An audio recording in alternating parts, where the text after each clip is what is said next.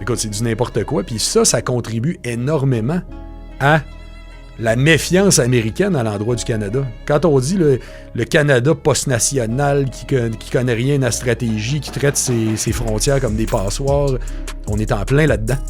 Les Américains regardent et disent « Le Canada, vous êtes pas sérieux, vous êtes une passoire pour les intérêts chinois. » What's up tout le monde? Bienvenue dans un nouvel épisode du What's Up Podcast. Ici, votre animateur, Jer Alain, et j'espère que vous allez super bien. L'épisode de cette semaine est possible encore une fois grâce au soutien de nos commanditaires procafetière.ca et les cafetières Bellucci. Donc un énorme merci à eux de continuer de soutenir le What's Up Podcast. Si vous êtes tanné des cafetières qui tiennent pas à route puis qui pètent tout le temps, ben offrez-vous une cafetière Bellucci. Et si vous le faites, ben faites affaire avec procafetière.ca parce que c'est eux autres les experts en tout ce qui a rapport avec le café. Situés à Varennes, allez les voir en magasin ou commander rapidement et en toute sécurité sur leur site internet au procafetière.ca. Et si vous voulez m'aider sur une note plus personnelle, devenez membre au patreon.com/whatsuppodcast. Pour 3-4 pièces par mois, accédez au podcast sans publicité et ça dès sa sortie. Donc pas besoin d'attendre des semaines avant qu'il soit disponible pour tout le monde. Fait que là, je viens de finir avec mes pubs, mais si vous aimez le podcast, je vous encourage à en parler à votre entourage, à laisser un petit thumbs up, à laisser un petit commentaire positif dans la section commentaires. Puis sinon, tout le monde, je vous dis un énorme merci et on se revoit la semaine prochaine et bon podcast tout le monde.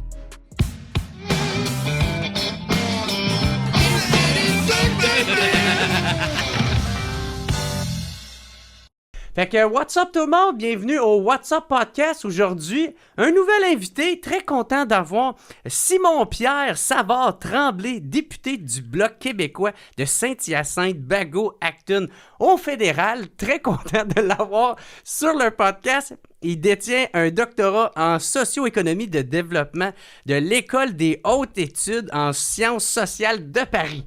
Tabarnak, c'était long à dire. Merci. Surtout avec mon nom, avec le nom du comté, avec le nom du diplôme, le nom de l'école. Ça finit plus. Mais pour vrai, un gros merci d'être au podcast. Je suis tellement content de t'avoir. Tu m'as envoyé ton livre qui est Libre en Amérique, le Québec à l'aube d'un monde nouveau, que je recommande, qui était super bon. Il y a un peu d'histoire là-dedans. Il y a un peu de géopolitique aussi. On voit beaucoup un peu tous les dossiers un peu que tu as traités aussi depuis que tu es député fédéral pour le Bloc. Bref, j'ai beaucoup aimé le livre. Merci de m'en avoir envoyé une copie. Avec grand plaisir, puis merci pour ton invitation. C'est mon 4e, puis, mais dans celui-là, c'est le premier depuis que je suis en politique. Fait que c'est pour ça que tu disais que je parlais un petit peu de mon expérience parlementaire. C'est tout sauf une autobiographie. J'ai pas l'âge d'écrire mes mémoires, loin de là. Mais c'est important de mettre des anecdotes, de dire, tu sais, ce que je vous dis là, c'est pas rien que de la théorie, je l'ai vécu, voici. T'sais. Puis ça l'aide à mieux comprendre aussi les positions, pourquoi qu'on le fait, c'est quoi les conséquences. Tu sais, surtout dans la sphère médiatique qu'on a, on a peu de temps. Fait qu'on peut pas rentrer dans les détails. Puis là, c'est exactement qu'est-ce qu'on va pouvoir faire aujourd'hui. Puis je vais te dire aussi, moi, j'ai été inquiet dans les dernières années quand je voyais, quand on disait on est à l'époque de la communication, d'avoir juste une phrase, d'avoir, tu sais, qu'on disait qu'il faut avoir un mime, une phrase, une idée bien simple. Un slogan. Parce qu'on disait, surtout à l'époque des téléphones intelligents, la concentration n'est plus là, on n'est plus à l'époque que le monde lise des livres. Ben, c'est vous autres qui m'encouragez, en fait. C'est que depuis que le balado est bien à la mode, que c'est devenu un nouveau médium, moi, ça m'encourage de dire, il y a un public pour un développement de 40 minutes, d'une heure, des fois 2 heures. Il y a un public pour ça. Il y a du monde intéressé à développer une idée. Ben ouais. Puis moi, tu sais, un peu le but, dans le fond, de ça, ben c'est pas vraiment un but, là. Mais tu sais, moi, vu que je m'intéresse à ça, puis j'ai aucune formation en rien, fait que, tu sais, ça fait en sorte que, des fois, ceux qui sont moins familiers avec des termes... C'est les questions de monsieur, madame, tout le monde. Ben c'est ça, tu sais, fait qu'ils peuvent se voir à travers moi qu'ils poseraient cette question-là, même si ça semble beaucoup anodine pour ceux qui sont plus connaissants ou familiers avec ces termes-là. Mais bref, on va commencer avec ton livre. Qu'est-ce qui t'a motivé à l'écrire? Ben écoute, comme tu le vois, juste pour présenter un petit peu la thèse, comme tu le vois, c'est très en lien avec le contexte mondial. Fait que On a vécu, moi j'étais déjà avant la dernière élection, j'étais porte-parole en commerce international pour le blog, j'ai siégé sur le comité de la Chambre du commerce international. Là, j'ai encore le dossier depuis, j'ai le dossier de la défense, donc tu vois que c'est un petit peu mes centres d'intérêt, mais on a vécu, tu te rappelles, après, à l'arrivée de Donald Trump à la présidence, on s'est fait, comme mouvement, on va le dire, on va l'avouer, on s'est fait déculotter.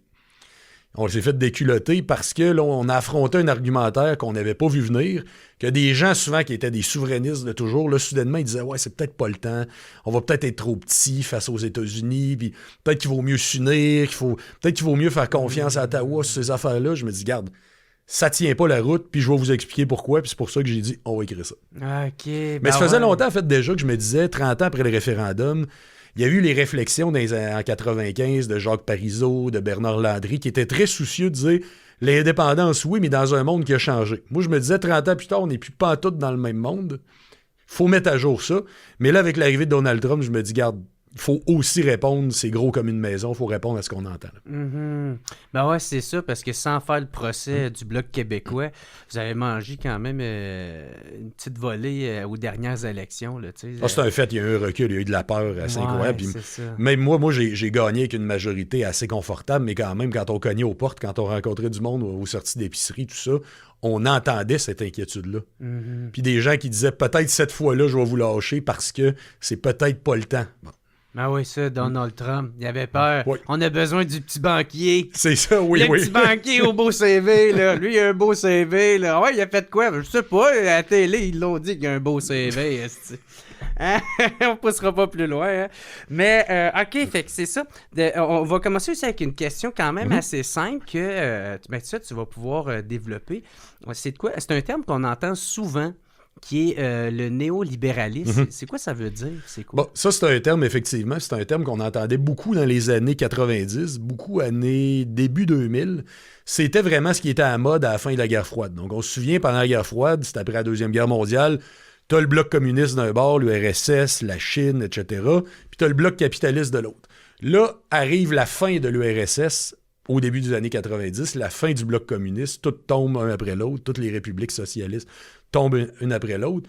Puis là, soudainement, on nous dit, l'heure, maintenant, c'est à la mondialisation. Donc là, maintenant, c'est fini les deux blocs, il va y avoir un seul monde, c'est même fini probablement les nations, c'est probablement fini les gouvernements, les États, la politique, on s'en va peut-être même vers une société mondiale, mais tout ça serait unifié. Si on fait disparaître les frontières, c'est que ça prend un capital, des entreprises, des investisseurs qui peuvent passer d'une place à l'autre.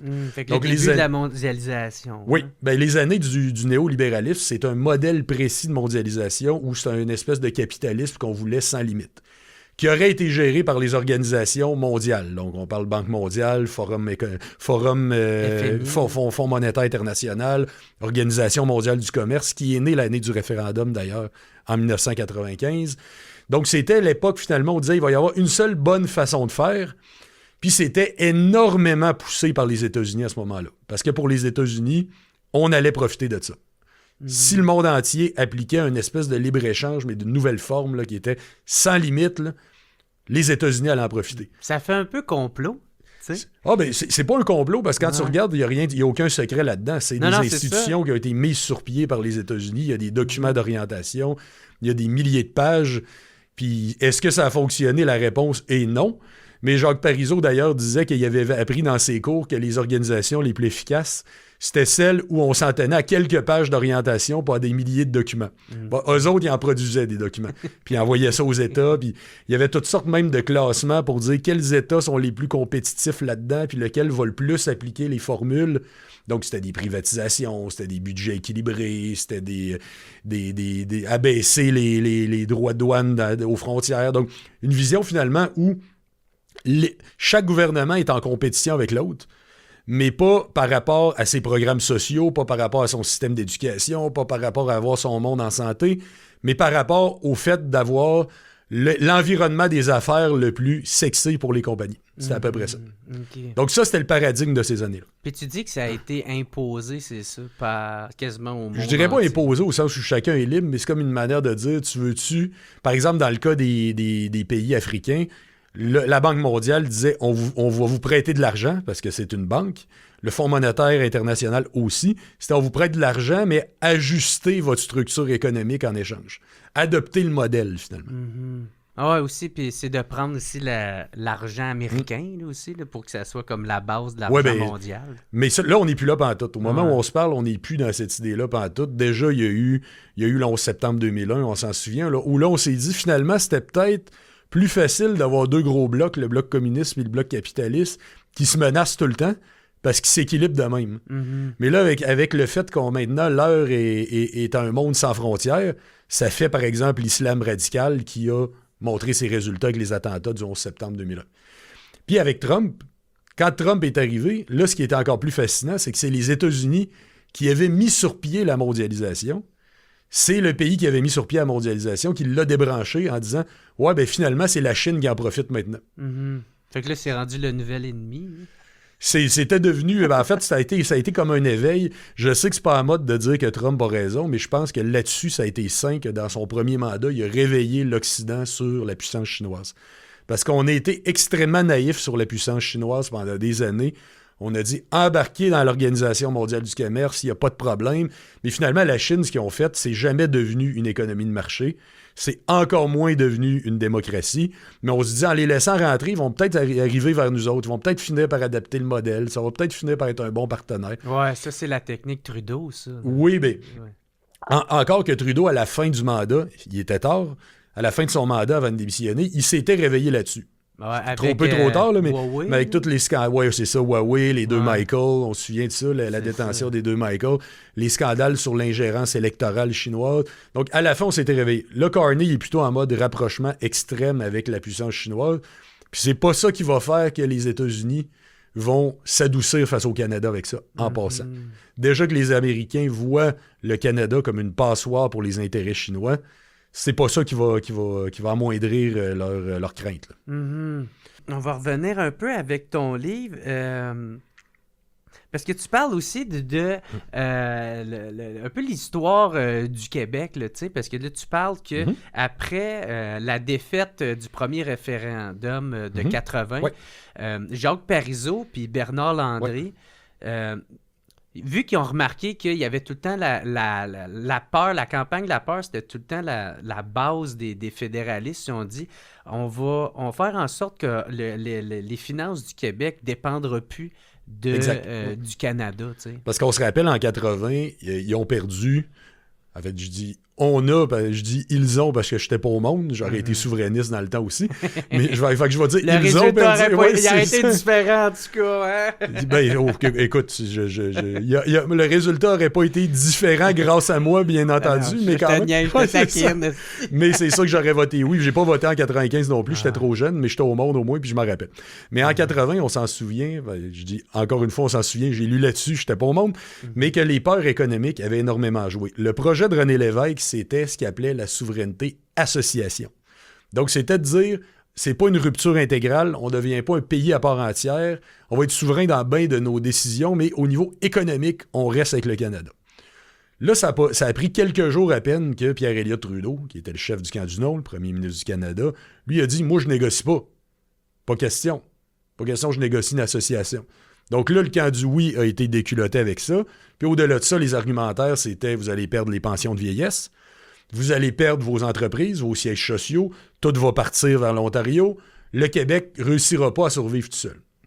Donc là, après ça, là, il y a tout un contexte. Encore une fois, on voit que l'importance du contexte américain a toujours été là, mais il y a tout un contexte qui fait quelques années plus tard que c'est Ronald Reagan qui, avec son bon ami Brian Mulroney, qui lui est premier ministre du Canada, Ronald Reagan est président des États-Unis, lui, il veut aller de l'avant avec un accord de libre-échange nord-américain. Fait que, quand je dis nord-américain, c'est pas encore avec le Mexique, mais c'est Canada-États-Unis, en fait. Là, il veut aller de l'avant là-dessus, puis Brian Mulroney aussi, il se cherche un thème pour sa réélection. Il cherche une ballot question, là, un thème qui serait quasiment une élection référendaire là-dessus, puis il se dit, on y va sur le libre-échange. Là, à l'époque, les souverainistes, donc Jacques Parizeau, Bernard Landry, deux grands économistes du mouvement souverainiste, là, ils ont dit, il faut qu'on saute là-dedans. Parce que quand on va refaire un référendum dans quelques années, on ne veut plus qu'ils nous fassent chanter. On ne veut plus que les Canadiens disent hey, sans nous autres, vous allez être rien. Là, on va dire notre économie est nord-sud. On va plus dépendre des échanges est-ouest. Puis là, le mouvement souverainiste a embarqué là-dedans. Puis d'ailleurs, à ce moment-là, Jacques Parizeau disait, si j'étais ontarien, je serais contre le libre-échange. Mais comme je suis québécois, mon intérêt, il est là. Mon intérêt est d'être pour. Parce qu'un État a la politique de ses intérêts. Puis là, finalement, ça a été une élection qui a été toute une bataille, mais finalement, les conservateurs, les progressistes conservateurs de Brian Mulroney ont gagné. L'accord a été signé. Ça a donné ce que ça a donné. Puis pour le Québec, puis c'est pas encore le libre-échange. Tantôt, je te faisais le portrait du libre-échange un peu violent, là, un peu des années 90. Là, on n'était pas là dans le temps. C'était l'accès pour nos petites et moyennes entreprises au marché du Sud, donc au marché américain. Ça a été très bon.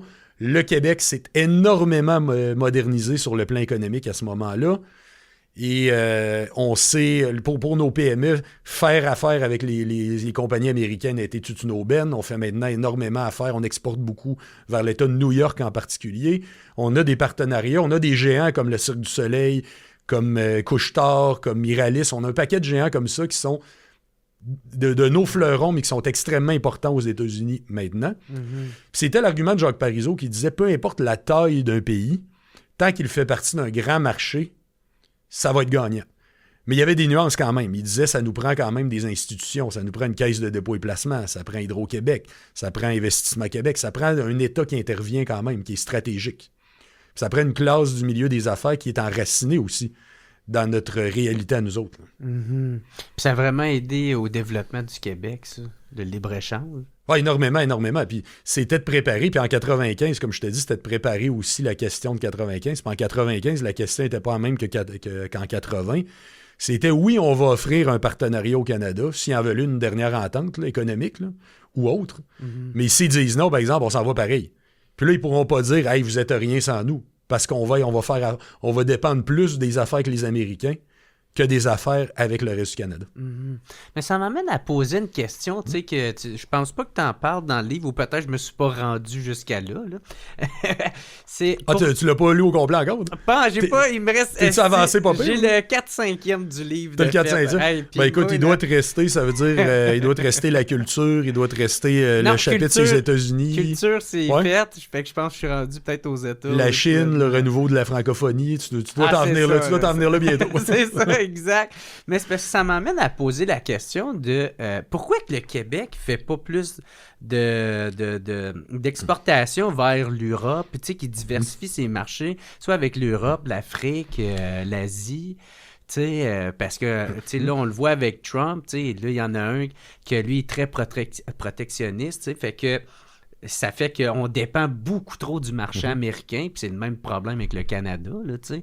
Fait que pourquoi à la place, c'est pas juste diversifier au lieu d'avoir un gros client, là? Je te dirais là-dessus, il faut diversifier, c'est une bonne affaire. L'Europe n'est pas toujours un marché facile. Bon, on l'a vu, il y a une entente Canada-Europe depuis quelques années, une entente de libre-échange Canada-Europe.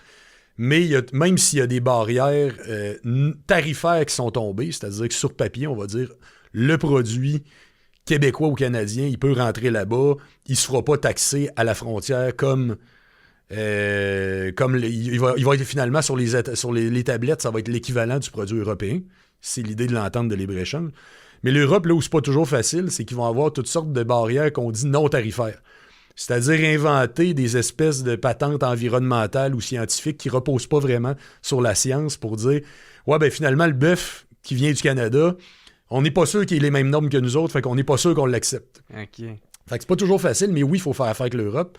L'Indo-Pacifique, c'est un marché qui est en émergence. Il est moins naturel pour nous autres, mais c'est un marché qui est en émergence, qui est absolument développé. L'Afrique, c'est le renouveau de la francophonie.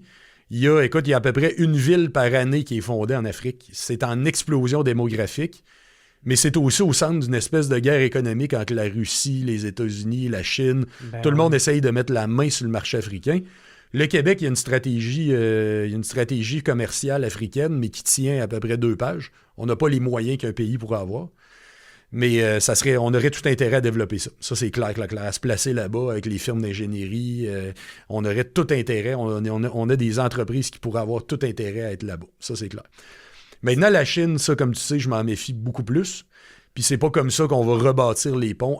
Puis d'autant plus que c'est un État qui fait de l'espionnage industriel, c'est un État qui est prédateur, c'est un État où les grands groupes industriels font de la collecte de données, mais sont extrêmement aussi en liaison avec le Parti communiste chinois, avec l'armée même chinoise. Tu vas me dire, toutes les compagnies, ma Chevrolet, elle écoute mes conversations aussi, elle capte mes données aussi. C'est envoyé dans un centre de données en Californie, probablement aussi. Mais il n'y a pas d'entente avec l'armée et avec le parti au pouvoir aux États-Unis, par exemple. Fait que c'est une différence assez importante. Là. Ouais. Mais le Québec, il peut pas le faire de son plein gré, tu sais, que d'y aller directement, pas avoir à passer par le Canada. Ce dont on a le droit, sa doctrine Gérin-Lajoie, c'est seulement des ententes qui sont dans nos juridictions provinciales. On pourrait pas leur dire d'aller chier puis de le faire pareil. J'aimerais ça serait le fun, mais c'est ça. T'imagines quand même, puis si ça arrive, je vais applaudir, mais ça serait carrément une reconnaissance de la souveraineté québécoise par un pays. Ben moi, c'est ça que je ferais. C'est un pays qui arrive, qui dit « Je reconnais la prérogative québécoise dans son commerce. Bon, on n'a pas encore de frontières, ça serait difficile. C'est ça, il faut que le pays accepte de faire affaire. On est mieux de préparer nos services frontaliers. Remarque que quand tu te rappelles, au début de la pandémie, quand Ottawa faisait pas sa job pour contrôler à l'aéroport, c'est la ville de Montréal qui a dit « Moi, j'envoie la police. » Ben, c'est ça. Moi, j'aurais fait la même affaire avec la SQ au coin de Roxham, là, tu sais. Tu sais, Trudeau faisait rien. Ça serait une affirmation de souveraineté, mais si tu as un accord qui venait dire « Là, il faudrait mettre sur pied les effectifs pour ça », mais que tu aurais un pays qui dirait « Moi, je veux faire affaire avec le Québec là-dedans », ça serait un casse-tête, ça serait une bataille. Pour eux autres...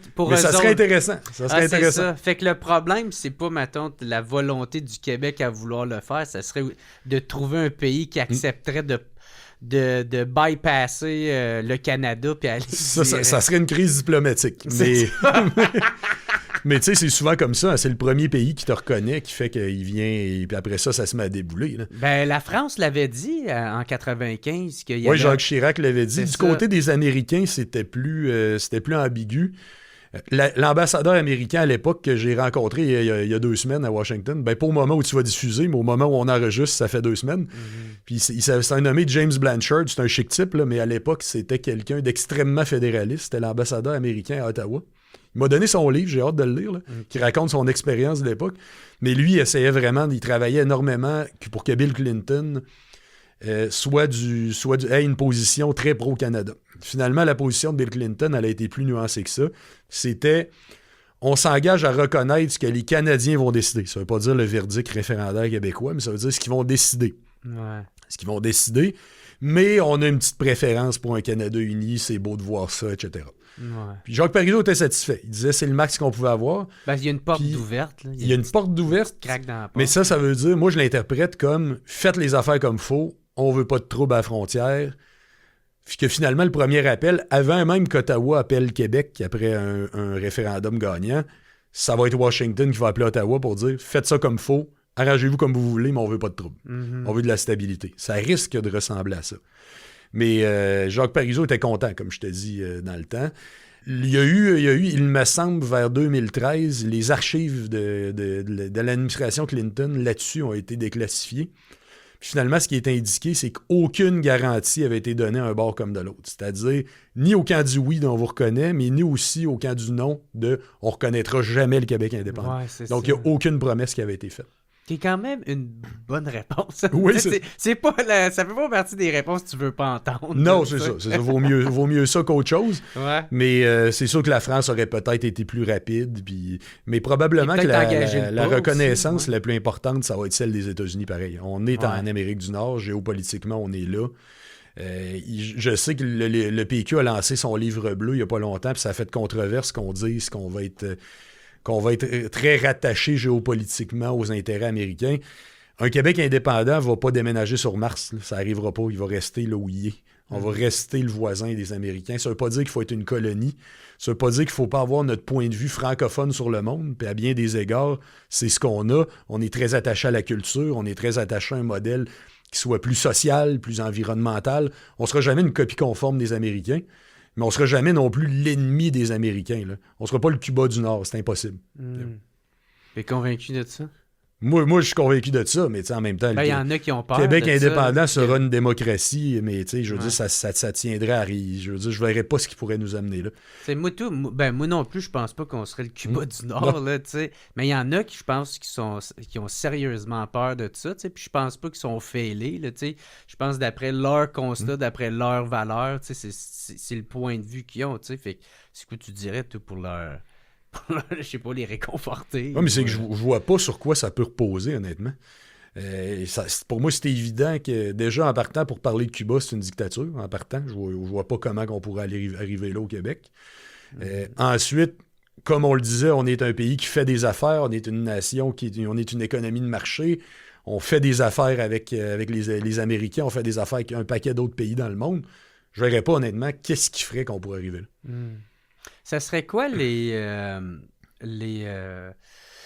défis puis les dangers, mettons, économiquement parlant, d'un Québec souverain? Les dangers, moi, honnêtement, je vois pas de problème à regagner sa souveraineté. Puis, je peux te donner un exemple. Là, on peut se poser toutes sortes de questions de « on serait-tu gagnant? » Bon. Je te fais un détour pour te dire d'abord qu'actuellement, on décide de rien. Quand il y a une négociation là, d'Ottawa, puis après ça, je vais arriver à la réponse, mais oui, prends ton temps. Je te fais un détour. Ah oui, vas-y. Actuellement, Ottawa, il n'y a rien dans la Constitution canadienne, il n'y a aucune loi, il n'y a rien qui fait que Ottawa est obligé de consulter le Québec ou toute autre province quand il s'en va négocier. Fait que moi, quand on nous disait qu'il faut faire confiance à Ottawa de manière absolue, on l'a beaucoup entendu depuis l'arrivée de Trump, là, puis moi, comme je t'ai dit, je l'entendais dans mon porte-à-porte, mais de dire qu'il faut faire confiance de manière absolue à Ottawa, d'abord, on remarque qu'à plusieurs reprises, les intérêts du Québec, ça a été une monnaie d'échange. Il y a plein d'exemples. Tant qu'Ottawa peut protéger son industrie de l'automobile ontarienne, ils sont contents. Puis tout ce qui est des industries ontariennes sont contents, puis les restes, ça peut être échangé.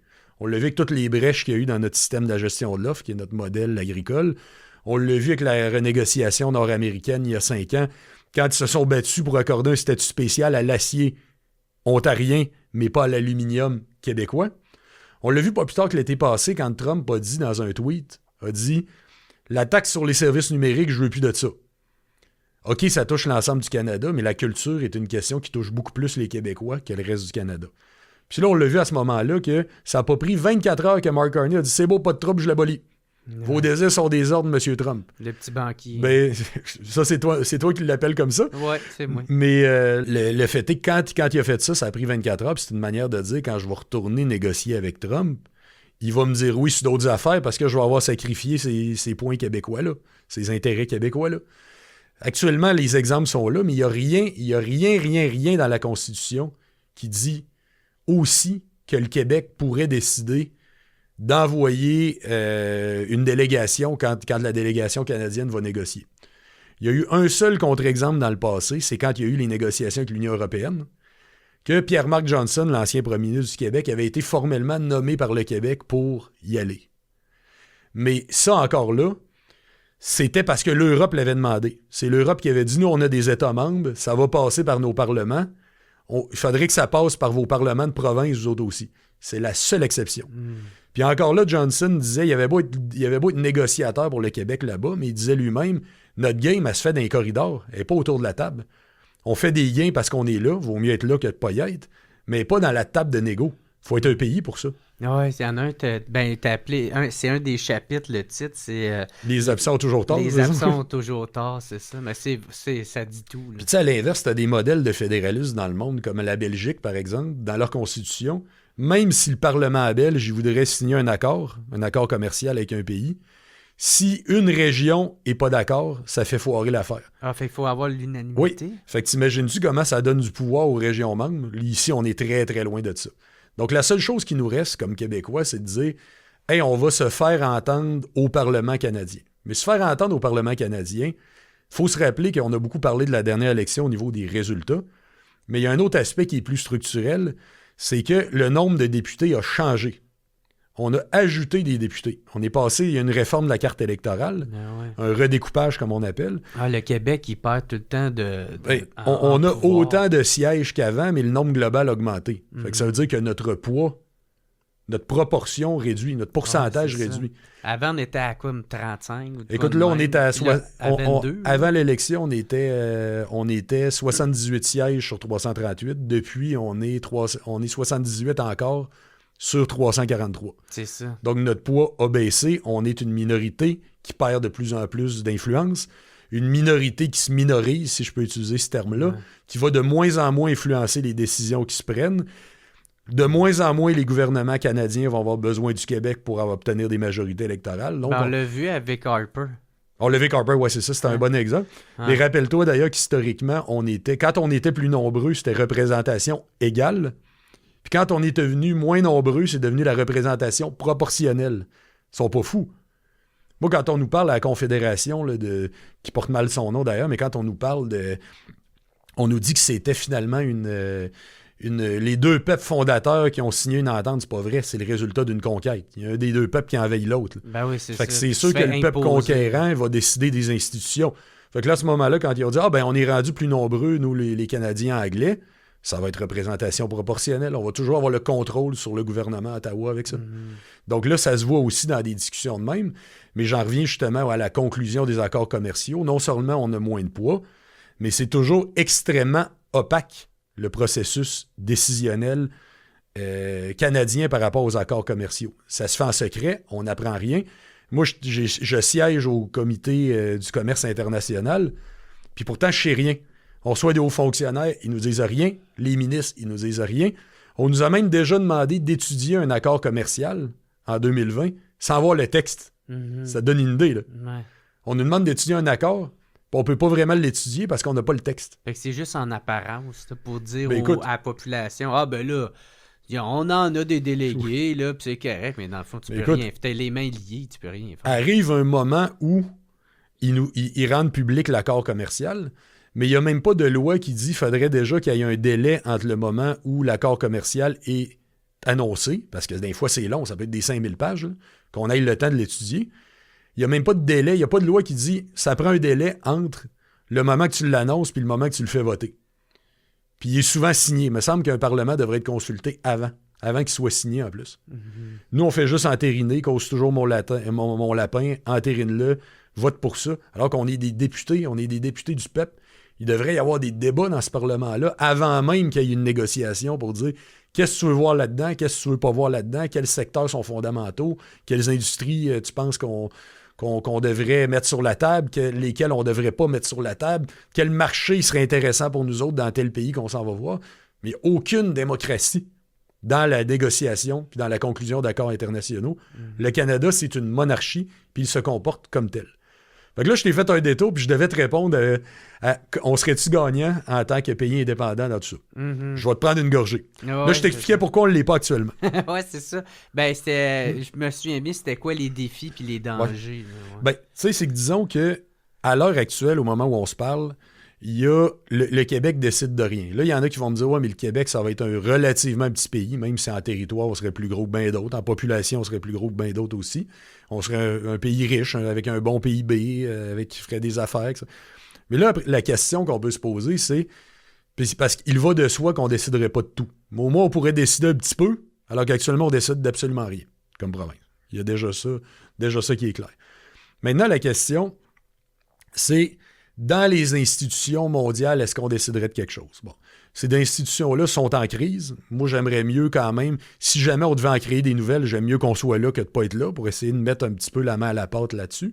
Mais même l'Organisation mondiale du commerce qui est complètement paralysée, même si ça a été mis sur pied et que ça a largement avantagé les intérêts des pays riches, il y a eu des cas, puis j'en nomme un exemple dans le livre, où il est arrivé que des petits pays africains réussissent à battre les États-Unis lors d'un vote à l'Organisation mondiale du commerce, en disant la politique sur les subventions agricoles, ça nous nuit. Puis il avait décidé de se battre ensemble en se liguant quelques petits pays, puis il avait fait reculer les États-Unis là-dessus. Donc, il est possible que des petits pays puissent se démarquer dans les instances internationales. Ensuite, l'autre question qu'on se pose, parce que Jean Charest, exemple, en 1995, disait, il agitait ça partout, en plus de son passeport, il agitait le fait qu'un Québec indépendant ne serait pas nécessairement dans les accords commerciaux qu'a négocié Ottawa. Donc là, évidemment, c'était l'ALENA dans le temps, l'accord de libre-échange nord-américain, Canada, États-Unis, Mexique. C'était surtout celui-là. Il y en avait beaucoup moins qu'il y en a aujourd'hui. Mais l'argument de Jean Charest était peut-être que vous allez réussir à renégocier et à retourner dedans. Mais pendant le temps que vous négociez, nos entreprises, il va y avoir un trou noir. Ils ne seront plus dedans.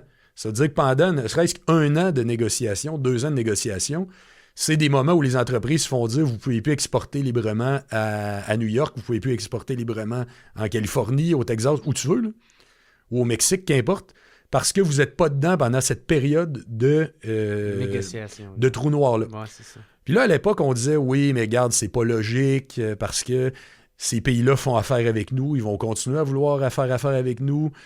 On donnait des exemples aussi qui s'appuyaient sur le droit international pour dire ouais, mais il y a déjà eu des pays qui ont fait sécession puis sont restés dans les accords mondiaux puis tout ça. Mais on n'avait pas de réel exemple qui répondait à cette question-là de façon directe. C'est-à-dire, quand un pays sort d'une union douanière, ce qu'est le Canada, qu'est-ce qui arrive des accords que cette union douanière-là aura négociés? Puis la réponse, c'est le Brexit. La réponse, c'est quand le Royaume-Uni est sorti de l'Union européenne. Puis là, je sais que c'est pas tout le monde qui aime cette expérience-là. Il y a tout un débat, ça a-tu marché, ça a-tu pas marché? J'embarque pas là-dedans. Mais sur le plan de la souveraineté commerciale, c'est un franc succès. Puis je t'explique pourquoi. C'est que l'Union européenne se compare au Canada. C'est une union douanière qui a signé des accords. Le Royaume-Uni en sort, dit maintenant qu'est-ce qu'on fait? Mais ce qui est arrivé, c'est qu'en un temps record, le Royaume-Uni a signé des ententes temporaires, des ententes de transition avec tous les pays, l'ensemble des partenaires avec lesquels l'Union européenne avait signé ces accords, puis même avec d'autres comme le Japon avec lesquels l'Union européenne n'en avait pas pantoute. Donc un pays qui regagne sa souveraineté commerciale témoigne, de son intérêt pour ça, mais est capable de faire des copier-coller très rapides des accords qui existent déjà, des accords transitoires, quitte après ça à retourner négocier quelque chose de plus permanent, mais il n'y a jamais de période où on se retrouve sans rien. Il n'y a jamais de période où les entreprises n'ont pas de partenaires à ce moment-là. Puis ça, le Brexit nous montre un peu ce qui va arriver avec le Québec indépendant. Puis Mark Carney, il était gouverneur de la banque en Angleterre durant le Brexit, puis il militait pour le non. Ben, militait. Oui, il était activement contre... Mais tu sais, moi, je trouve ça prometteur, savoir qu'il a été nommé là pour combattre une indépendance de pays. Puis il a perdu. C'est ça. Moi, ça m'encourage pour la suite. On aurait peut-être une chance. Ouais, c'est ça. Le petit banquier. Finalement, c'est ton homme. Hein? C'est ton homme, finalement. Ben ouais, moi, j'étais assez déçu que Pablo, là, il va s'en aller, là, ça a l'air. Oui, ça a l'air, oui. J'étais assez déçu. On en avait un bon pour le casino. Où c'est que je voulais m'en aller disons que moi, ça? ce qui m'a convaincu, c'est quand j'ai lu l'éditorial dans la presse il y a quelques jours. Je me dis, généralement, ça veut dire que si la presse te dit « faut que tu partes », ouais. C'est généralement que ça veut dire que le clan en haut veut que tu partes. Moi, j'aurais aimé ça qui t'offre longtemps. Tu sais, qui t'offre le plus longtemps possible. Puis là, parce que les autres, ça réduit leurs opportunités. Là, tu sais, moi, ça me fait très plaisir de voir que leur camp ne fonctionne pas. Là. Mais regarde, s'ils en trouvent un meilleur, on va juste être obligé d'être meilleurs, nous autres. Ouais. C'est tout. Faut le voyons là de même. Ouais, c'est de même, je le vois aussi. C'est exactement de même, je le vois. Oui, il y a de quoi aussi, tu dis, c'est que la dynamique post-référendaire, ça a beaucoup contribué au sabotage de la diplomatie québécoise. Quand tu regardes là, historiquement le pouvoir, puis on va utiliser le terme colonial, moi ça me fait pas peur de l'utiliser, qui a été anglais ou canadien, il a toujours profité des crises pour se centraliser plus. Toujours profité des crises pour prendre plus de pouvoir sur ses épaules, parce que le rapport de force, lui, était bon. Après l'écrasement de la rébellion des Patriotes, qu'est-ce qu'ils ont fait? Ça a été l'acte d'union. L'union des deux Canada. Après le référendum, après, on pourrait même faire un détour, les deux guerres mondiales, des impôts qui devaient être temporaires, qui devaient servir à financer l'effort de guerre, sont devenus permanents. Après le premier référendum... Il n'y a pas aussi, genre, on a pris toute la dette du Canada aussi? Oui, bien ça aussi, puis t'as eu l'entrée de l'Alberta qui a été largement payée par le Québec, puis il y a toutes sortes d'exemples comme ça, mais au strict niveau, mettons, de comment on profite des crises, comment on profite du rapport de force qui nous est favorable, 1980 aussi. L'échec de la souveraineté association fait en sorte que Ottawa a les coups des franges pour procéder au rapatriement de la Constitution, qui enlève les pouvoirs au Québec. Que le Québec n'a jamais signé. Oui, en plus, que le Québec n'a jamais signé, mais on retire même le droit de veto des provinces. Mais oui, comme tu dis, le Québec est toujours pas signataire au moment où on se parle. Même des ultra-fédéralistes comme Philippe Couillard l'ont pas signé. Là. Ouais. Après 1995, c'est moins connu, mais il y a eu cette autre phase de centralisation extrêmement importante qui s'est déclinée d'abord de manière budgétaire, de manière financière, avec les réductions des transferts aux provinces. Là encore aujourd'hui, notre seul débat, c'est comment on finance le système de santé. C'est-à-dire toute l'État-nation, là, tout le pays que vous étiez en train de construire depuis la Révolution tranquille, là, qui prenait sa place dans le monde, là. Cet État développé-là, c'est fini, vous allez devenir une province comme les autres. Puis vous allez avoir une obsession, c'est comment financer votre système de santé qui va être en crise. Donc ça a été la réduction des transferts aux provinces. Ils ont aussi pigé pas mal dans la caisse d'assurance-emploi du même coup, donc sur le dos des travailleurs. Puis avec cet argent-là qu'ils faisaient sur le dos des transferts aux provinces, ils créaient des programmes qui étaient des empiètements dans les juridictions du Québec. Donc, c'est des affaires qui n'étaient même pas de leurs affaires, mais ils créaient des nouveaux programmes qui venaient prendre la place pendant que le Québec était obligé de se dépêtrer là-dedans. Mais pourquoi? Il était obligé de couper partout. Ça, c'est pas un secret, ce que je te dis là. Jean Charest, à l'époque, il était chef des conservateurs à Ottawa, et il disait « Oubliez Lucien Bouchard, le vrai coupable de la crise dans le système de santé, c'est Jean Chrétien. » Puis Marcel Massé, qui même était... lui, il oui, disait ça. Après ça, il est devenu premier ministre libéral du Québec, puis il a dit le contraire pendant 10 ans. Il disait que c'est de la faute du PQ tout le long. Mais à l'époque, il disait ça. Et Marcel Massé, qui est un ministre de Jean Chrétien, disait à chaque fois que Bouchard va être obligé de couper dans les hôpitaux, nous, on va annoncer un nouveau programme. Donc, ça va être nous, le bon gouvernement, qui va prendre la place. Ben oui. Donc, ça, c'est au niveau financier. Au point de vue image, là, c'est exactement de même ça ressort. Ça, c'est au niveau financier. Au-delà de ça...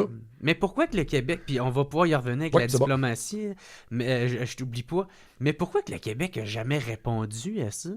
Écoute, il n'a pas répondu en nous autres, on t'envoie moins d'impôts ou ta portion d'impôts, on va la... Tu sais, je sais pas. On dirait que... Moi, je pense qu'on aurait dû avoir une approche plus offensive puis pas juste rhétorique, mais probablement qu'à l'époque, le gouvernement Bouchard disait on va être bientôt dans un autre référendum, les chiffres vont être bons, fait qu'on va y aller puis on va en sortir puis ça va régler l'affaire. C'était probablement ça. Je n'y étais pas, mais moi aussi, j'aurais eu une approche beaucoup plus offensive là-dessus.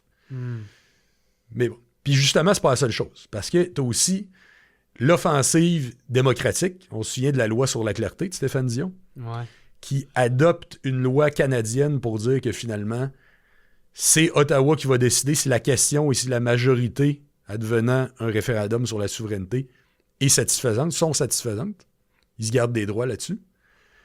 Offensive aussi au niveau de la propagande. Mais ça, c'est juste pour faire peur, ça, la loi sur la clarté. C'est sûr qu'ils vont essayer... Si on se dit tout oui, on n'a rien qu'à faire. Tu peux même pas dire ce que tu veux. Après ça, c'est un rapport de force. En réalité, le référendum, il garantit rien en soi. C'est que ça nous donne un mandat, ça nous donne une légitimité, ça donne sans doute des pays qui vont nous reconnaître, mais ça garantit pas la reconnaissance par Ottawa. C'est à ce moment-là qu'il faut... Par la suite, il faut le mettre un élément dans l'arsenal. Le référendum, c'est pas le grand soir, là, c'est pas le grand moment qui change tout. Tu l'ajoutes à l'arsenal. Tu l'ajoutes à la construction de l'État. C'est un poids de plus que ça dans la balance. Puis après ça, il faut être intelligent, faire de la politique dans ça. Faut aller négocier, puis c'est ça. Mais aussi, tu te souviens du programme des commandites, ça aussi, ça rentre dans l'après-95. Et le sabotage de la diplomatie. Parce qu'à ce moment-là, Lucien Bouchard se fait inviter un peu partout dans le monde. Il a assisté à des assermentations de nouveaux présidents dans certains pays, mais il apprend quelques heures avant que l'ambassade canadienne a fait des appels puis qu'il n'est plus invité. Il est désinvité. Donc ça, c'était le sabotage de notre diplomatie. Puis c'est pas faute d'intérêt, parce que le Québec a créé ses délégations du Québec à l'étranger dans la première moitié du 20e siècle, mais ça s'est mis vraiment à exploser avec la Révolution tranquille dans les années 60. Il y a même celle de Paris qui a le statut d'ambassade à part entière. Donc, on a un intérêt réel pour la diplomatie. Un intérêt réel. Mais là, en plus, avec les coupures qu'il y a eu dans les transferts aux provinces, qui était une manœuvre canadienne, en plus, il a fallu couper dans les délégations. Donc, le délégué se retrouve... l'argent qui manque donc, pour la santé. En plus de saboter les voyages de Lucien Bouchard à l'étranger, on envoyait maintenant le délégué à l'ambassade canadienne dans une petite salle avec des drapeaux du Canada, plutôt que d'avoir les propres bureaux du Québec dans ces pays-là. Fait qu'ingérence, dans le fond. Ça amène pas nécessairement une ingérence, mais mettons que ça n'a pas le même poids. Tu sais, quand tu mets ton délégué du Québec dans l'ambassade canadienne, il n'est pas en train de parler au nom du Québec. Tu sais, en quelque part, ça c'est pas anodin. Là. C'est l'envoyer au rang de petites provinces comme les autres, puis on te fait quasiment une faveur de te donner un bureau. Là. C'est quasiment ça. Puis après ça, à chaque crise, il y a eu, après la COVID, ils ont développé encore plus de centralisation. Puis là, avec la crise des tarifs américains, Mark Carney a adopté en juin dernier une loi pour pouvoir gouverner par décret et imposer des projets de pipeline, des projets énergétiques, sans demander la permission aux provinces, sans demander la permission aux communautés qui sont touchées. Puis ça peut se décider tout simplement. C'est un promoteur qui s'en va voir un ministre, ça se décide dans une salle obscure. Puis il s'autorise même avec la loi, comme ça a été adopté, à suspendre les lois en vigueur. Même le code criminel, là, ça peut être suspendu s'ils décident qu'ils imposent un pipeline en quelque part. Oui, c'est ça, envers leur gouvernement. Puis c'est une loi qui a été adoptée avec un super bâillon, avec l'appui de l'opposition officielle conservatrice. Tu vois comment le problème, c'est pas les libéraux, c'est pas les conservateurs, c'est le Canada. C'est un consensus pan-canadien, c'est un consensus centralisateur pétrolier canadien, cette histoire-là. Parce que c'est rare que l'opposition officielle vote pour un super bâillon, là. Oui, c'est ça. On parlait de diplomatie tout à l'heure. Moi, j'aimerais ça là, qu'on parle, parce que tu en as parlé un peu, c'est la cybersécurité. Oui. C'est quoi qui revenait souvent dans ton livre, que je répète, Libre en Amérique, qui était excellent. C'est quoi pour le bout que tu as lu, tu as trouvé ça que ça. J'ai quand même lu le 4-5e. Oui, c'est excellent aussi. Pour un gars qui n'a pas de secondaire puis qui lisait crissement pas l'année passée. Là. Non, puis c'est très sympathique d'ailleurs que tu as eu l'intérêt puis que tu voulais qu'on jase. Oui, très apprécié. Puis je sais que c'était des blagues. Là. Fait que c'est ça, tu parles... c'est quoi qui revient souvent, la cybersécurité, tu sais, de l'espionnage industriel aussi, la collecte des données. Tu sais, il y a eu des cas d'espions chinois qui se sont fait prendre à Hydro-Québec. Là. C'est pas un délire. Là. C'est vraiment ça. Arrivé. C'est pas alarmiste de dire ça. La Chine donnait, en début de pandémie, il donnait des machines de génétique. Je pense qu'ils en ont donné un à McGill ou Concordia. J'en parle dans une note de bas de page au début. Une entreprise chinoise, BGI, ça s'appelle. Mais tu sais que c'est de même avec l'État chinois, c'est de même avec le Parti communiste, c'est de même avec l'armée chinoise aussi. Mm-hmm. Puis, ils s'entendent quand ils donnent ces machines-là que, tout généreusement, ils donnent ou ils prêtent, là, mais ils s'entendent que c'est leur ingénieur qui va aller faire l'entretien une fois par mois. On s'entend-tu qu'il part avec la puce? Entre toi puis moi, là. Entre toi puis moi. Ouais. Pour ça, moi, je me méfie beaucoup de cet État-là. Puis de se repitcher entre les bras de la Chine, c'est une erreur majeure. Si on trouve le temps long avec Trump, on va le trouver long avec le Parti communiste chinois. Ben, je pense qu'il faut leur demander plus de comptes que ça. Oui, écoute, Trump ne sera plus au pouvoir dans 3 ans. Le Parti communiste va l'être dans 100 ans. Fait que puis nous, on n'est pas habitués avec ça comme occidentaux parce qu'on est dans des cadres démocratiques. Bien qu'imparfaits, on est dans des cadres démocratiques. Qui fait qu'à chaque 4 ans, on a un nouveau gouvernement avec un nouveau plan. Une nouvelle vision. Eux autres, c'est un plan qui est établi sur 100 ans. Là. C'est un plan, là, le Parti communiste chinois, là, c'est un plan. Là. On n'est pas habitué à ça, avoir des États où c'est pas si important qui va être le dirigeant en place, mais il applique le plan. Mm-hmm. On n'est pas habitué à ça, nous autres. C'est ça. Tout dépendamment c'est quoi leur plan, tabarnak. Parce que la démographie, là, je te dis, ils n'ont pas ben eu de plan là-dessus. Là. Alors, eux autres, ça a pété. Puis ça... Non, on s'entend. Chris, ils ont fait comme tabarnak, on a trop de monde. Ouais. OK, fait que là, on va contrôler plus les naissances. Mais ouais, mais ça a tellement été fait de façon drastique. Là, il n'y a même pas une autre génération pour venir soutenir celle-là. Fait qu'ils ont un peu le même problème que les. Ils ont contrôlé les naissances. Puis là, il y a tellement de monde dans les campagnes chinoises qu'ils ne peuvent pas mécaniser parce que c'est tout le monde. Ils se ramassent avec des millions de personnes au chômage. Oui, c'est ça. Ils peuvent pas moderniser ça. Ils ont une grosse crise de problème, malgré que c'est vrai que là, ils sont devenus énormément gros en peu de temps. Ouais. Là, mais fait que c'est ça. Toi, ça te fait peur, même l'espionnage industriel. L'espionnage industriel, puis un autre aspect, puis moi, j'ai déposé en octobre dernier un projet de loi contre les produits issus du travail forcé. Là, parce que actuellement, il y a. Puis j'avais aussi obtenu des réponses écrites pour savoir combien de cargaisons avaient été saisies dans l'histoire du Canada pour usage du travail forcé à la douane. Là. Mm-hmm. Puis la réponse, ça a été qu'il y en a eu 50, mais il y en a juste 2 qui ont vraiment été gardés. Mm-hmm. Le reste, les importateurs demandaient de l'avoir, que ça soit relâché, puis c'était relâché. Là, les Américains, eux autres, regardent ça, ils disent « Qu'est-ce que c'est ça? » Ils disent « Vous êtes une passoire à produits chinois. » Moi, à Washington, à un moment donné, la Commission on China m'avait déjà dit on soupçonne, on n'a pas de preuves, mais on soupçonne que les panneaux solaires chinois que nous autres, on refuse à notre frontière sont tout simplement envoyés au Canada après, puis le Canada les prend. Ouais, c'est ça. Nous autres, les caves, on prend ça, puis on commercialise ça. Non, les States, parce qu'eux autres, ils se sont donné des eux autres, ils ont un vrai... écoute, eux autres, ils en sont à des millions de dollars US en valeur de marchandises saisies en provenance d'une seule région, qui est la région Ouïghour en Chine, qu'on appelle le Xinjiang, là, qui veut dire nouveau territoire, donc c'est le nom que les Chinois donnent. Parce que dans le fond, là-bas, c'est que c'est des camps de concentration là, pour... Oui, les Ouïghours. C'est des Chinois musulmans. Oui, c'est ça. C'est pas vraiment des Chinois, mais tu sais, on peut dire que c'est métissé quand même, mais c'est... Mais oui, c'est une minorité musulmane en Chine, oui. Ouais, puis là, eux autres, c'est ça, sont super... c'est ça, discriminé. Oui. C'est quoi le nom pour dire ça? Là, persécuté. Persécuté, il dirait de ça. Puis les États-Unis, il y a une loi qui fonctionne parce que eux autres, ce qu'ils font, c'est qu'il y a une liste d'entités qui est établie. On va dire, par exemple, la région Ouïghour, le Xinjiang, on présuppose que le travail forcé a été utilisé. Mm-hmm. Ils vont aussi établir une liste d'entreprises. Qu'on dit, eux autres, c'est pas des enfants de cœur, on présume qu'ils l'ont utilisé. Oui, parce que l'affaire, qu'est-ce qu'ils font, c'est qu'ils font que les bouger de place. Oui, c'est ça. Parce qu'au lieu d'être d'une ville, ils font comme, OK, les États, ils savent qu'on est là, ben on va déménager de ville. On sait qu'il y a eu des rapports comme quoi il y a des groupes industriels américains qui font ça, mais le modèle américain, il n'est pas parfait. Comme tu dis, il y a cette passe-là qui est possible, mais il est quand même beaucoup mieux que celui au Canada. Parce qu'eux autres, dans cette liste d'entités-là qui est préétablie, ils vont dire... Tout ce qui vient de là, on présume que le travail forcé a été utilisé. Donc, le fardeau de la preuve est renversé. Donc, l'entreprise va être obligée, l'importateur va devoir dire « Je démontre qu'il n'y a pas eu de travail forcé ». Tandis que dans le cas du modèle canadien, c'est le douanier.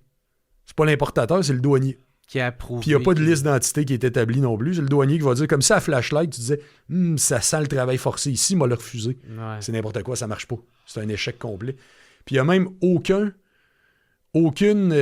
traçabilité qui est faite pour dire « Hey, cette caisse-là, elle a été refusée à la frontière américaine. On devrait peut-être regarder ça de plus près. Pourquoi eux autres l'ont refusé? » Puis ça s'en vient ici après. Écoute, c'est du n'importe quoi. Puis ça contribue énormément à la méfiance américaine à l'endroit du Canada. Quand on dit le Canada post-national qui connaît rien à la stratégie, qui traite ses frontières comme des passoires, on est en plein là-dedans. Les Américains regardent et disent « Le Canada, vous n'êtes pas sérieux, vous êtes une passoire pour les intérêts chinois. » Puis aussi sur d'autres affaires comme le peu de contrôle sur les sièges sociaux, puis tout ça. Bon. Ouais, ben c'est ça. Le contrôle des leviers stratégiques. Ouais, c'est un autre passage, ça, que tu parles. Là. C'est ça que le Canada, c'est une simple passoire pour les investissements étrangers. Ouais, ben c'est ça aussi, parce qu'ils ont démantelé toutes sortes d'outils qu'ils ont eu pendant des années. Aux États-Unis, tu remarques, là, ils ont un paquet de lois là, sur... Parce qu'ils voient l'investissement pas juste comme de l'économie, mais comme de la géopolitique, comme de la sécurité continentale. Dire une puissance hostile qui trouve une façon de créer une fausse entreprise pour mettre la main sur un siège social dans un domaine stratégique, c'est dangereux.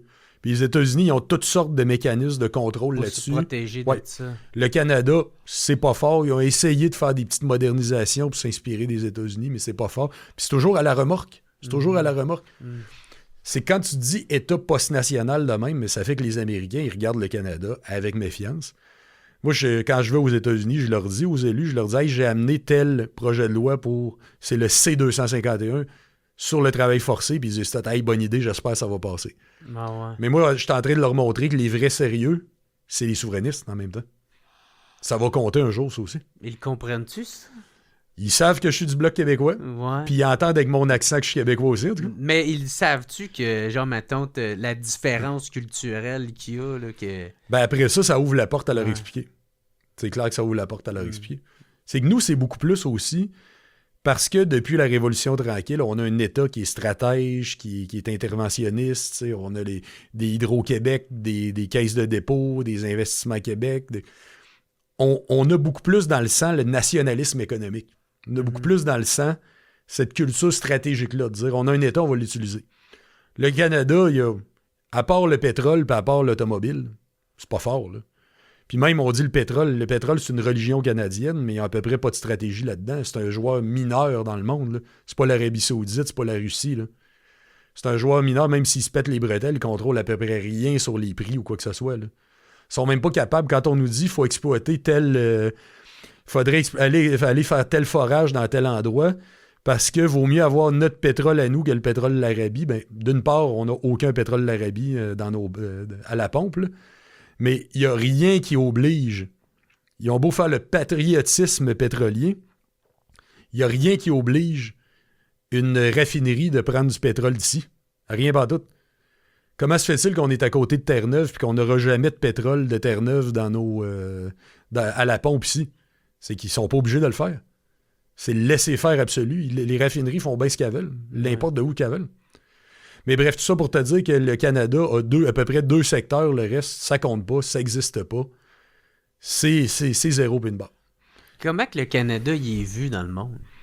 Le Canada a l'impression qu'il est donc admiré et qu'il est vu comme un pays humanitaire. Je pense que ça, c'est jadis. Ben, c'est les casques bleus, là, c'était ça. Là, ouais, dans le temps des années 80, peut-être. C'est ça, mais en réalité, il y a une certaine sympathie, j'entends toujours. Puis moi, quand j'y vais avec des collègues d'autres partis là, qui nous disent hey, la Canadian Delegation, we love you, Canada, il y a une certaine sympathie, là, certes.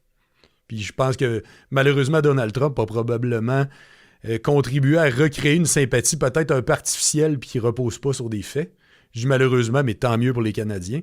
Mais moi, je m'efforce toujours pour dire on est Québécois, nous autres, c'est autre chose. Ouais. Ben, moi, à chaque fois qu'il insultait Justin Trudeau ou le Canada, je me suis jamais senti concerné.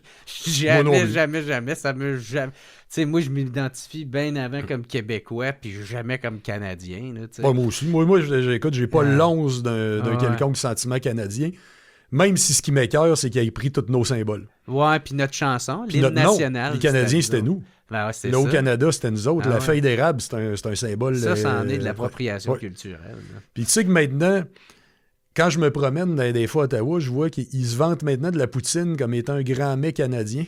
Alors qu'ils ont ri de nous autres pendant des années là-dessus, ils en font un grand mets canadien. En plus, elle n'est même pas bonne. Oui. Ils savent pas faire ça. Ils mettent le petit fromage râpé, ça n'a même pas rapport. Même pas. Mais tu sais... T'as chier, leur... Mais tu sais, ils font ça dans tout. Tu sais, même le castor, c'est un symbole à nous autres aussi. Comme tu dis, là, au Canada, le Calixa-la-Vallée, ça vient d'ici, là. Ça vient d'ici, puis... Quand René Lévesque est mort, il y en a qui en ont fait un grand Canadien. Dans les témoignages officiels. A Great Canadian. Ben, t'as vu Serge Fiori, quand il est mort, Stephen Guilbeault a dit un grand Canadien à ses funérailles. C'est de laid, ça, man. Puis Stéphane Dion qui avait dit aussi, à l'anniversaire de la loi 101, qui avait dit que c'était une grande loi canadienne. Une grande loi canadienne, après l'avoir charcutée, après que la Cour suprême du Canada ait tout scrappé à peu près ce qui donnait du mordant à cette loi-là. C'est vrai que c'est rendu une grande loi canadienne. Ouais. Elle fait plus rien. Ben, c'est ça. C'est pour ça qu'ils sont bien contents aussi. Tu sais, quand je te disais une passoire pour investissement étranger, il y a un passage, moi, qui m'a quand même frappé. Là, si tu dis la perte des leviers des décisions des sièges sociaux qui entraînent l'affaiblissement du pouvoir financier de Montréal, la dépendance de nos entreprises envers des fournisseurs étrangers et le risque d'accaparement de terres ou la perte du contrôle sur nos ressources naturelles. Ça m'a bien marqué, ce bout-là. Tu veux-tu l'expliquer? Ben, écoute, je crois qu'il dit ce qu'il doit dire. C'est-à-dire que quand tu surveilles rien, quand tu regardes rien, tu te ramasses pour que des puissances parfois hostiles mettent la main sur nos ressources, sur les minéraux critiques. Les minéraux critiques, ça va être un enjeu majeur dans les prochaines années, notamment. Puis un des problèmes de la politique protectionniste américaine, c'est de ne pas comprendre que c'est sur une base nord-américaine que ça va se faire. Si on va avoir une chaîne d'approvisionnement, une espèce de chaîne d'approvisionnement en batterie électrique, en minéraux stratégiques, qu'on veut sortir de la dépendance à la Chine, qui est en train de se créer véritablement une niche là-dedans, il va falloir qu'on le fasse sur une base nord-américaine. Puis c'est pas juste Trump. Avant, l'administration Biden aussi avait des politiques en cette matière-là qui nuisaient aux entreprises d'ailleurs. Mais c'est pas le Mexique tout seul qui va le faire, c'est pas le Québec tout seul, c'est pas le Canada tout seul, puis c'est pas les Américains tout seul. Faut qu'on ait une entente nord-américaine là-dessus. C'est de même qu'on va sortir de la dépendance à la Chine. Puis c'est une question de sécurité continentale de le faire.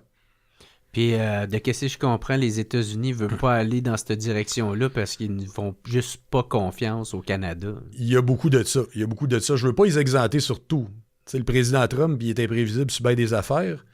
Oui. Il fait que, écoute, je veux pas les exempter, surtout, je veux pas dire qu'il n'y a pas de part de délai. Puis il y a des questions, par exemple, la crise du bois d'œuvre, où c'est de la claire mauvaise foi américaine. Ça existe. Ils font de la politique, eux autres aussi. Là. Ça, c'est clair. Sur le dos du Canada puis du Québec, à bien des égards. Ouais. C'est clair. Mais il y a des questions sur lesquelles on peut travailler ensemble, puis on peut démontrer, comme Québec, qu'on est un partenaire éminemment plus sérieux que le Canada l'a été.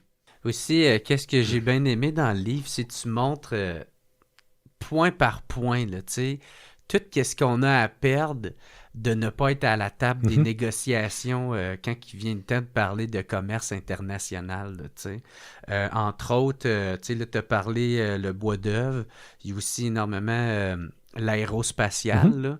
Puis là, on l'a vu avec, je pense, c'est là 2 ans ou 3 ans, avec, dans le fond, Ottawa qui a juste donné des contrats à Boeing sans appel d'offres. Sans appel d'offres. Quand que Bombardier avait toutes les reins nécessaires pour être capable de le faire, de respecter, quand ils ont toujours respecté l'échéancier, puis le budget, puis tout ça.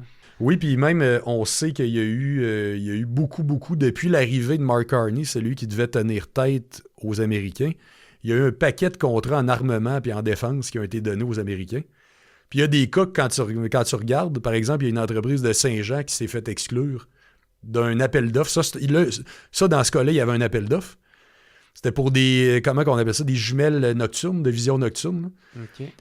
C'est un contrat en défense assez important, mais que l'entreprise de Saint-Jean est à 100% capable de combler. Mais là, il y a eu un vrai appel d'offres, mais ils ont inventé des critères qui n'étaient pas du tout des critères objectifs internationaux pour qu'il y ait juste la compagnie américaine qui puisse soumissionner. Puis ça, c'est le gouvernement qui devait tenir tête aux Américains, là, qui en fait un bar ouvert en ce moment. Ben moi, pour vrai, là, j'arrête pas de rire de lui, le petit banquier, là, depuis tout à l'heure, là, puis ça m'appartient. Là.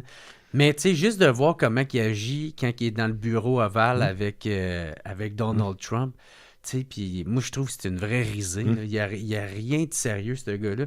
Mais j'aimerais ça que, mettons, si tu avais un pitch de vente à faire là, aux Québécois, là, de tout ce qu'on a à perdre de ne pas être à la table des négociations, puis tout ce qu'on pourrait faire si on l'était. Tu veux-tu me faire ça? Ben, il y a les exemples comme on les donne, comme je les donne dans le bouquin, puis ils sont nombreux. Construction navale, aérospatiale, gestion de l'offre, bois d'œuvre, aluminium, il y en a un paquet d'exemples. Puis ça, je les donne.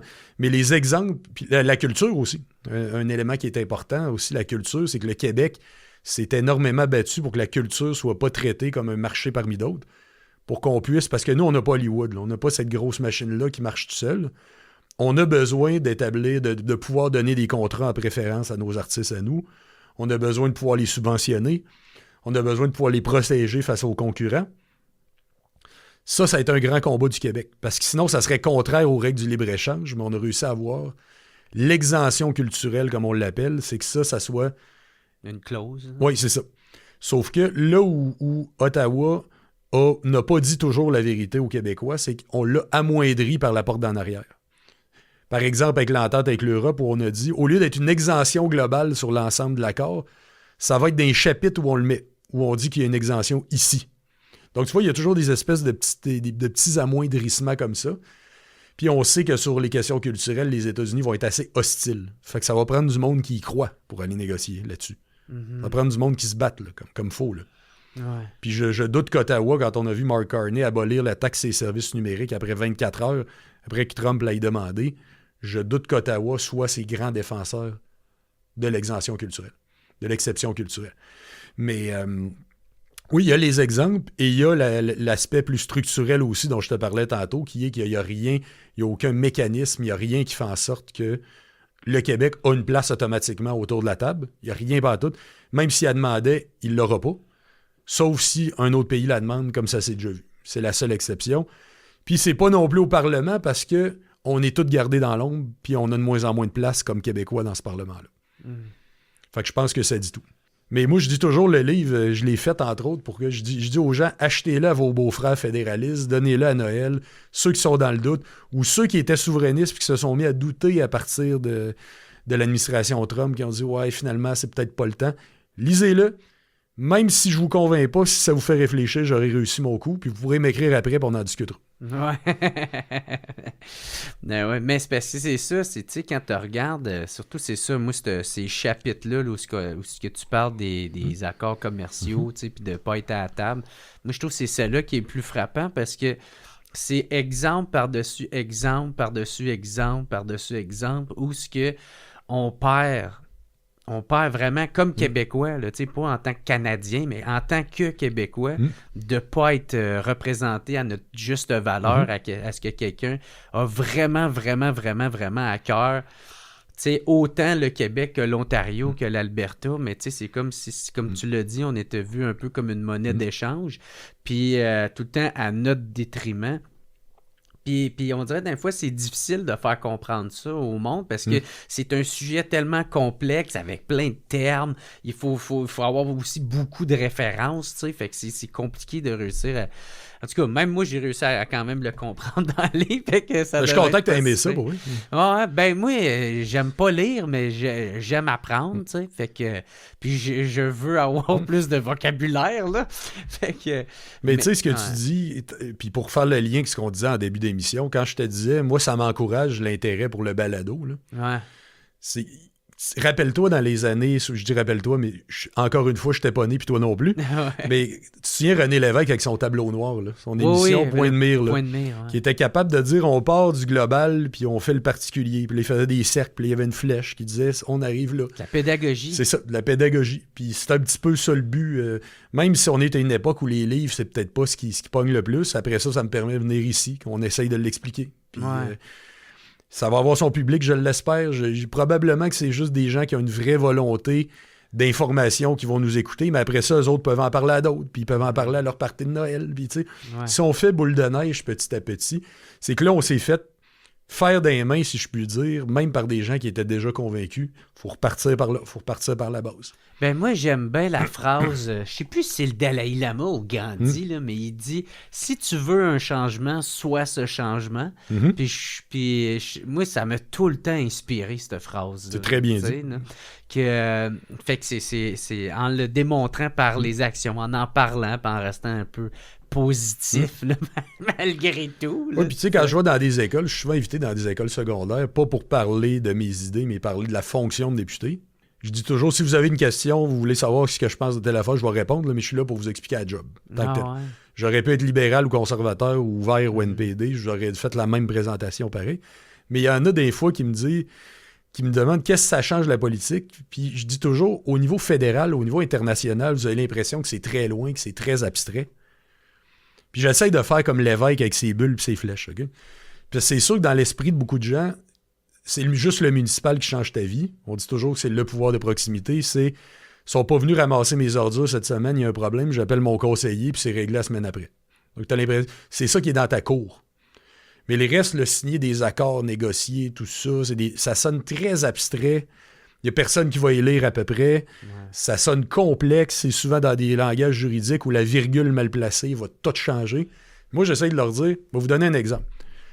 Vous entendez, puis ça, c'est des jeunes de 16, mettons, entre 14, 16, 17 ans, mettons.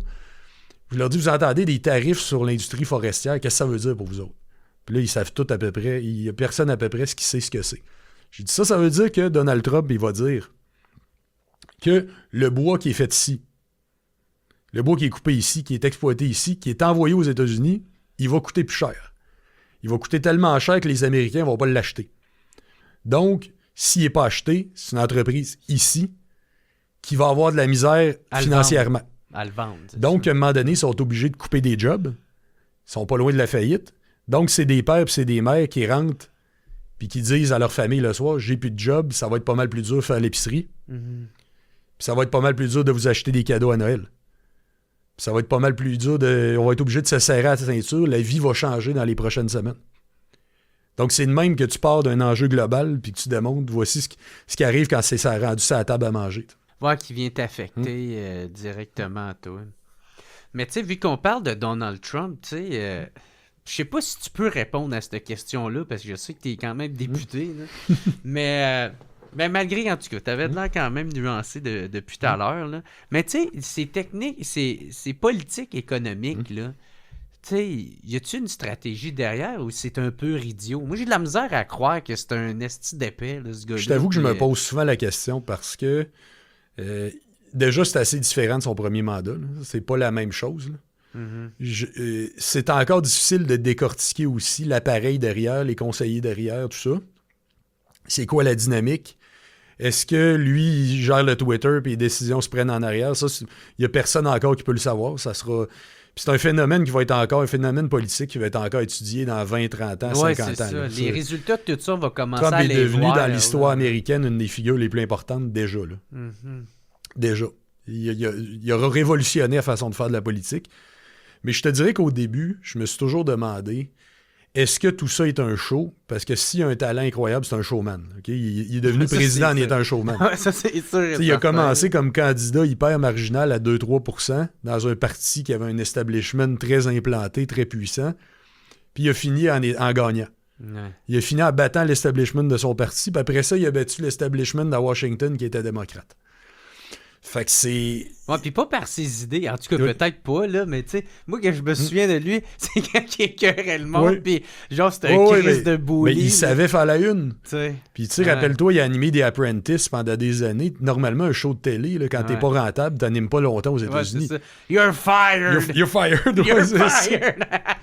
Mais tu sais, c'est un showman incroyable. Je me suis longtemps demandé, est-ce que tout ça vient masquer la négociation? Moi, mon impression maintenant, au moment où on se parle, c'est qu'il y a beaucoup d'instabilité.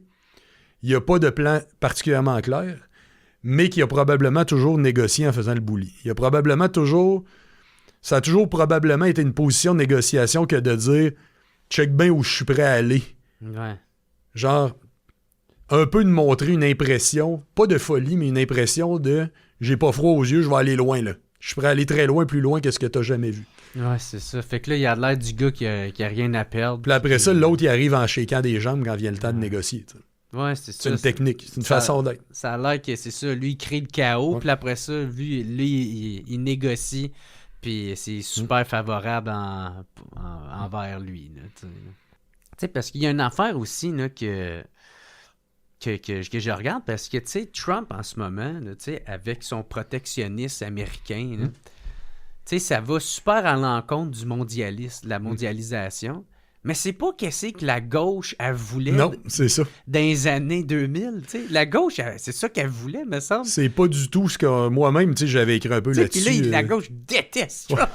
Mais c'est exactement ce qu'il demandait des années 2000. C'était pas de même. Tu sais, m'a dit, moi, non, pas exactement, mais ouais. J'avais moi-même écrit là-dessus sur la démondialisation avant d'être en politique, tout ça. Puis le monde qu'on avait un peu en tête, c'est un certain contrôle des puissances financières de Wall Street à l'échelle mondiale, enlever des aspects des accords de libre-échange qui faisaient que les multinationales avaient tous les droits puis pouvaient poursuivre des États pour faire reculer sur certaines politiques. Puis c'était beaucoup plus social, c'était pas ce qu'on avait en tête là.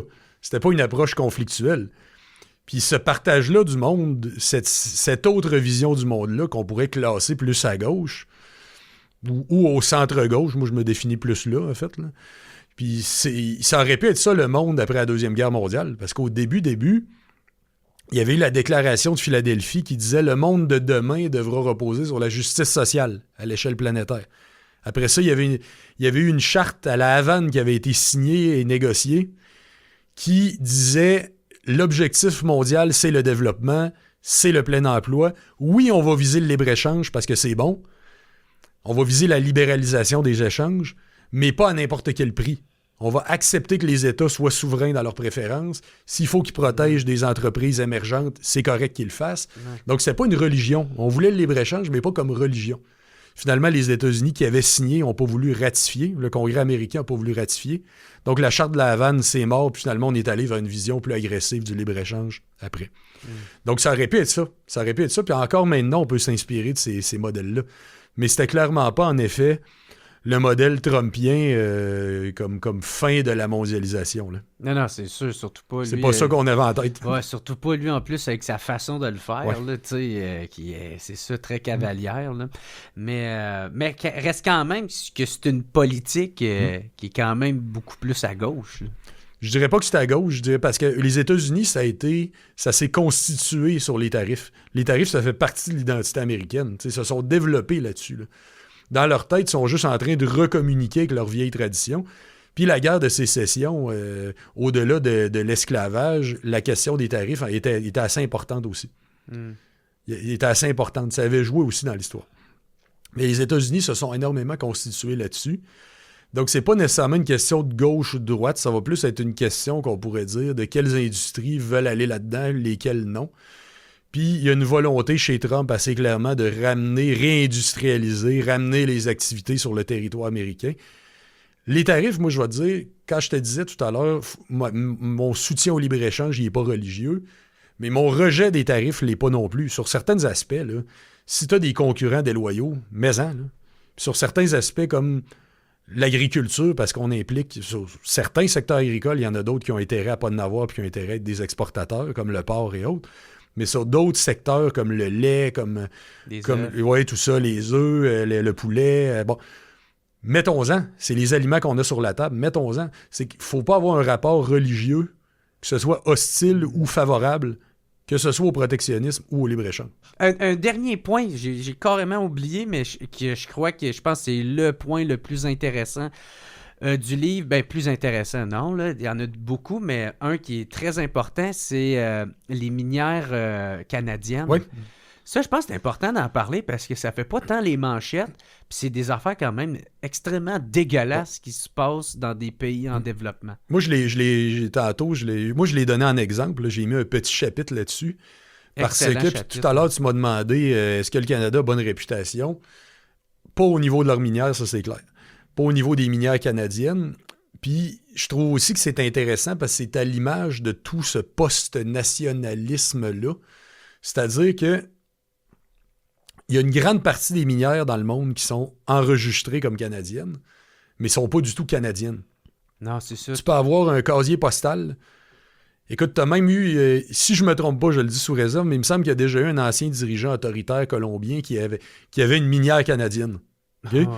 C'est que tu t'enregistres au Canada parce que ça a des avantages spéculatifs, ça a des avantages fiscaux. La Bourse de Toronto, c'est bien intéressant pour ces minières-là. Et finalement, tu te présentes comme canadienne, mais en réalité, ça ne l'est pas pantoute. Tu n'as créé aucun emploi au Canada.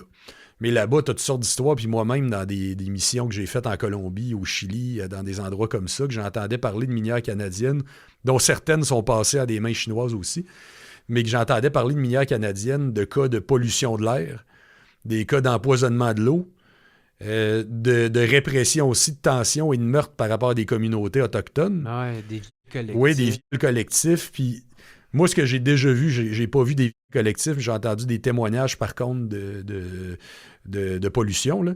Mais ce que j'ai déjà vu de mes yeux, c'est en marchant sur un chemin public à côté d'une minière, le service de sécurité privé de la minière qui est allé interrompre. C'est pas la police, là, pas la police publique. Sur un chemin public, c'était la sécurité privée de la minière qui est allée bloquer le chemin. Fait que c'est eux autres qui font les règles. Son maître, puis écoute, Puis depuis le gouvernement Harper, les ambassades canadiennes, puis ça, il y a des rapports là-dessus qui le montrent dans certains cas extrêmement violents aussi, qu'il y a eu de la coopération, de la collaboration, mais les ambassades canadiennes ont une ligne de soutien diplomatique et économique aux minières canadiennes dans le monde. Puis en plus, tu sais, qu'est-ce que tu dis, c'est pas juste toi qui dis ça, là, tu sais, il y a des tribus autochtones, ouais. Je sais pas, des villages, on peut dire, autochtones, qui les ont amenés en cours, ces compagnies-là, là, tu sais, en cours du tribunal du commerce international, quoi de même. Fait que, tu sais... Mais au Canada, il n'y a à peu près rien. Ouais. Il y a un ombudsman, qui d'ailleurs, le poste n'était pas occupé depuis des mois, voire des années, hein. Un ombudsman qui appelle l'ombudsman de la responsabilité des entreprises, là, qui n'a pas le pouvoir de te convoquer, puis qui n'a pas le pouvoir de t'exiger un document pour son enquête. Fait qu'il peut faire des enquêtes, mais il n'a pas le droit de dire « viens témoigner ». Ben, c'est ça. Fait que c'est rien que de la poudre aux yeux. Exactement. pour se donner bonne conscience. Non, les laisse pas faire n'importe quoi. Regardez, il y a l'ombudsman. Mais si tu peux rien faire, tabarnak. Exact. T'sais. Qu'est-ce que ça change? Ah, puis c'est ça, c'est quand même épouvantable. Puis c'est ça, on n'en entend pas parler de ça. C'est pour ça que moi, j'ai voulu le donner en exemple avant de penser au beau Canada qui a donc belle réputation dans le monde. Ben oui. Et puis se permettre de nous faire la leçon, esti, puis nous traiter de racistes parce que, genre, on veut réduire les taux d'immigration au Québec, esti, pour les accueillir de façon responsable. Après ça, esti, ose nous faire la leçon. C'est bien connu aussi que les pères de la Confédération n'étaient pas du tout des suprémacistes anglo. Non, Johnny McDonald, non, c'est sûr. Hein. Mais en tout cas, merci beaucoup pour ton livre. C'était vraiment le fun à recevoir. Merci d'être c'était super venu. intéressant. Puis j'espère que ça va semer certaines réflexions. Je me dis, moi, je suis encouragé parce que je vois les Canadiens qui étaient anti-souverainistes être maintenant des ardents partisans de la souveraineté. Fait que c'est encourageant pour la suite. Ouais, c'est ça. Faut juste les emmener dans notre camp après. Mais tu reviendras pour vrai. C'était vraiment le fun. Là, c'est ça. Je voulais qu'on se concentre plus sur ton livre, mais tu sais. Parler autant de géopolitique ou des sujets que tu traites, estime, à la Chambre des communes, c'est sûr que c'est différentes plateformes, là, avec moi qui n'arrête pas de sacrer depuis le début. Là. Mais je pense que c'était vraiment le fun. Je pense que le monde va avoir trippé aussi. Je l'espère. Yes. Puis comme je dis, vous pouvez pas être d'accord. Puis je regarde. Toi, tu le mets sur quelle plateforme tu le mets? Je le mets sur mon Patreon.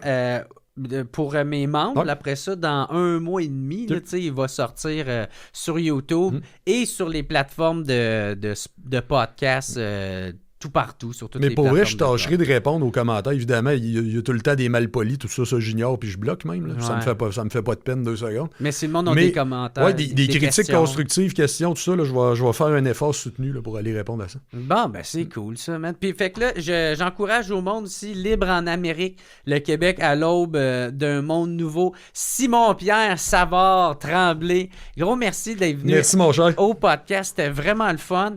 Puis aussi, j'en profite pour dire un gros merci à mes commanditaires qui est procafetière.ca, commanditaires qui sont là depuis des années, qui sont tellement cool en plus. Procafetière.ca puis les cafetières Bellucci qui t'offrent la poche de café du WhatsApp Podcast. Fait que ça va t'aider à... Le mélange WhatsApp. Ouais, c'est ça. Ça va t'aider à te tenir réveillé quand tu vas être à la Chambre des communes puis les autres députés vont chanter God Save the Queen. Là. Ça sent bon en plus. Très bon. Ça a l'air qu'il est très bon aussi. Fait que un gros merci. Puis si on veut te suivre, je pense Twitter, Facebook. Oui, X. X, ouais, c'est vrai. Ouais. Il y a X, il y a Facebook, ma page Simon-Pierre Savard-Tremblay, député de Saint-Hyacinthe-Bagotte-Acton. C'est pas mal ça la meilleure chose. J'ai un compte aussi Instagram, mais je dirais principalement Facebook. OK, bon, ben parfait. Fait que si on veut te suivre, c'est là. Mais encore une fois, un gros merci d'être venu au podcast. Tu reviendras quand ça te tente. Gros merci tout le monde d'avoir écouté. Si vous avez aimé le podcast, je vous invite à le partager. Parlez-en à votre entourage. Ou sinon, sur ça, on se revoit la semaine prochaine. Fait que ciao tout le monde!